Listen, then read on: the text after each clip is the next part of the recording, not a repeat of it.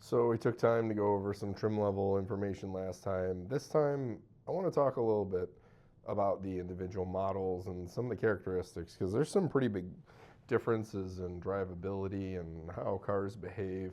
And I don't know that everybody takes some of the smaller things into consideration, like how they're going to interact with the car on a daily basis or if it even is a daily basis.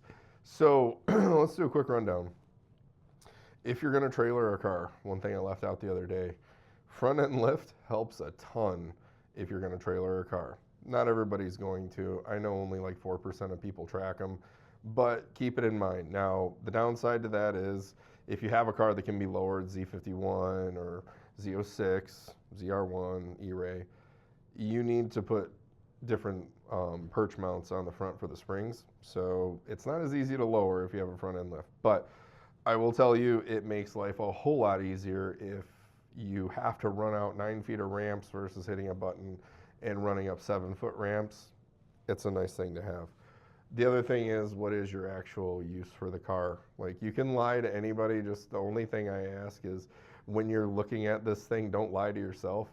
The Stingrays and E-Rays are really super easy to drive. This is a car you can put anybody in, and they might not know the difference from it being an automatic. Um, Now, Z06 has some different drivability characteristics. Doesn't make as much low end torque. I can tell you firsthand, putting one on a trailer is a bit more challenging just because of how it engages. It engages at a higher RPM. It does kind of the same thing in traffic. Our DCT, I would say, it's wonderful. It's a world class transmission. It's more dependent on the engine how these things behave. So the transmission has to essentially, ride the clutch out a little bit more to get the car to engage with the appropriate, when it gets to the appropriate point where it makes enough torque to get going.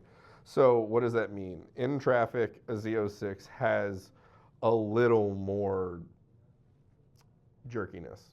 It's not jerky, but compared to a Stingray, where you hit a button and you've got 300 pound-feet of torque from the time you breathed on it, they drive a lot smoother because of that in those cases.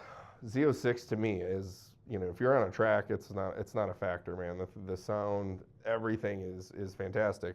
But anybody that's driven them back to back, or I've had people come out of Stingrays go into Z06s, and I always tell them, I'm like, look, this car drives different than a Z51 or a Stingray, and they're completely different powertrains. A pushrod motor makes power from the time